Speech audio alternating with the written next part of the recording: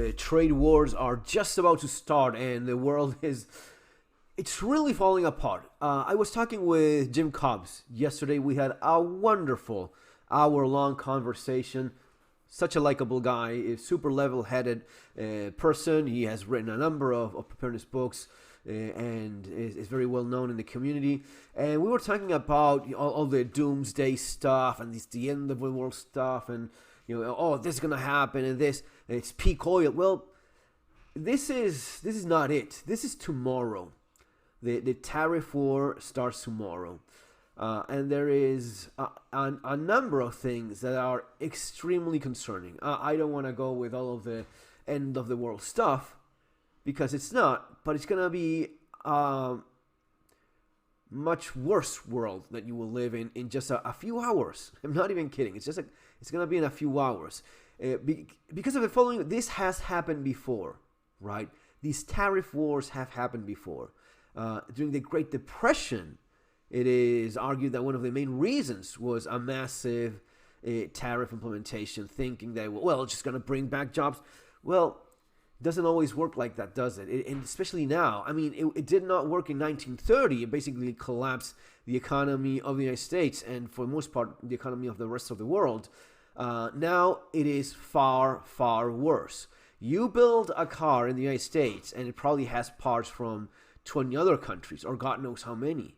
We are in this free trade global environment that just stripping it away all of a sudden will have major consequences, and everyone is freaking out. Folks, before I go on, I am selling a ton of the French version and Spanish versions of these books, as well as the English version of these books, to Survival Skills and Surviving the Economic Collapse. It's selling like damn pancakes for obvious reasons. People are scared. By the way, this has been implemented in Argentina by Juan Domingo Perón. Yeah, one of those beautiful leaders that we've had in the past. Perón believed in tariffs just to push the population to buying made in Argentina.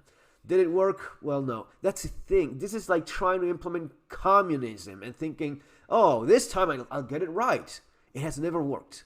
It has never been that way. You do have a balancing act when you deal with partners in terms of, okay, how much am I buying from this and that, and how much am I...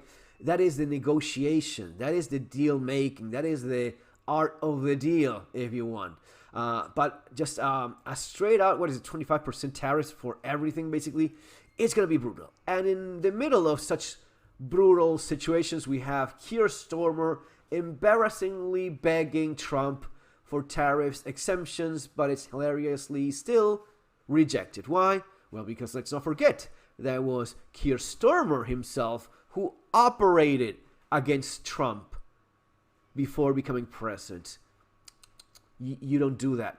You don't operate against a candidate. You don't operate against the politicians of a nation friend of yours just to have it your way.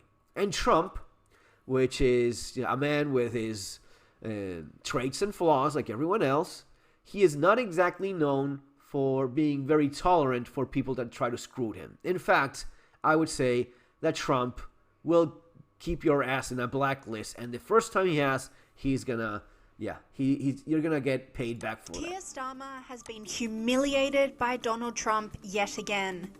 Tensions between the US and the UK have escalated as the world is now realizing that Donald Trump was not joking about his wide-ranging tariffs.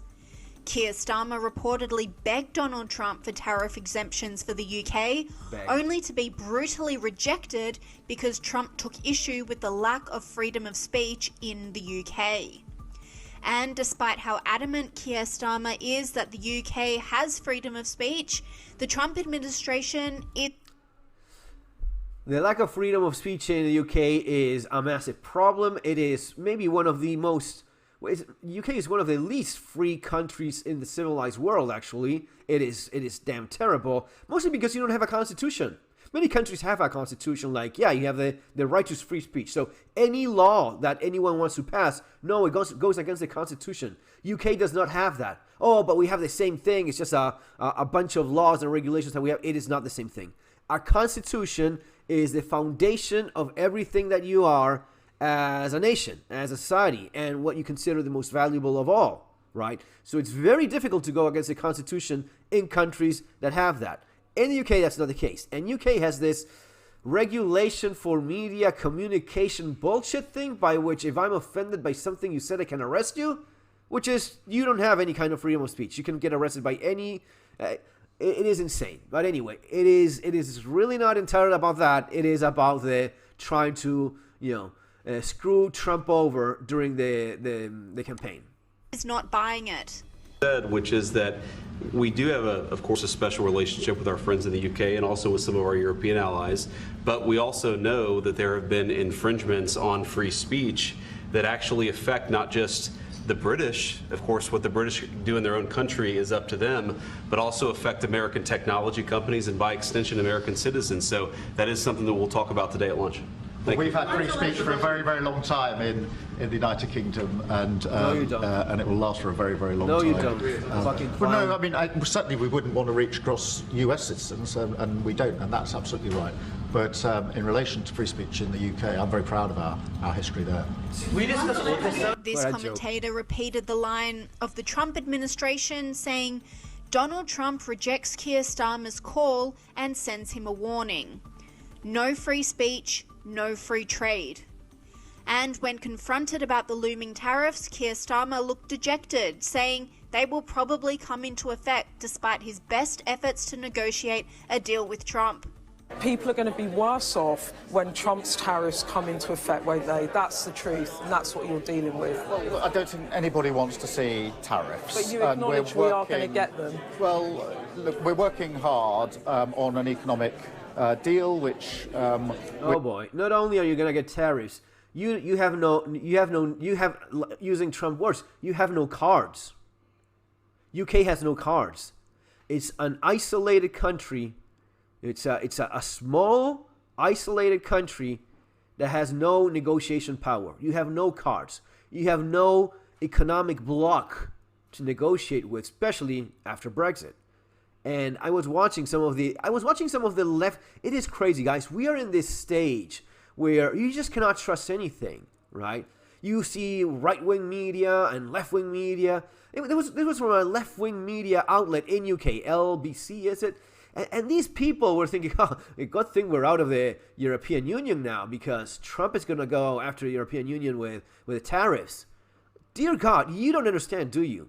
Trump is going to find a way of getting things the way he wants, and then he's going to make the deal, the art of the deal for which Donald Trump is known for. So as soon as he thinks that this or that impacts the economy in the United States and he needs to make some kind of settle in some way, he will do that if it's in the best interest of the United States, right?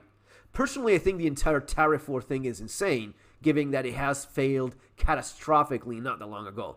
But besides that, when it comes down to sitting your butts in a table and negotiate, this man has no cards. He has nothing. He has nothing to say, okay, then we don't get along with this or that, or we kind of figure things. You don't have the economy, the critical mass to negotiate anything. And this will be brutal for UK. It's going to be bad for everyone, let's make no mistake. It's going to be bad for the United States. It's going to be bad for the US consumer. Inflation will go through the roof. The idea, I want to make a dedicated video with it. This idea that Trump has of doing this so as to force companies to go into the United States, it is tremendously wrong to expect such a thing to happen, right? To become what? You want to become what? China? You want to have a bunch of a large percentage of the population working like workers in China work so as to compete that way? You're going to compete with low wages? You're going to compete with people having a worse quality of life? That's the idea? No, everyone's going to... No, that's not how it works. It works in China because those guys are used to doing things that way.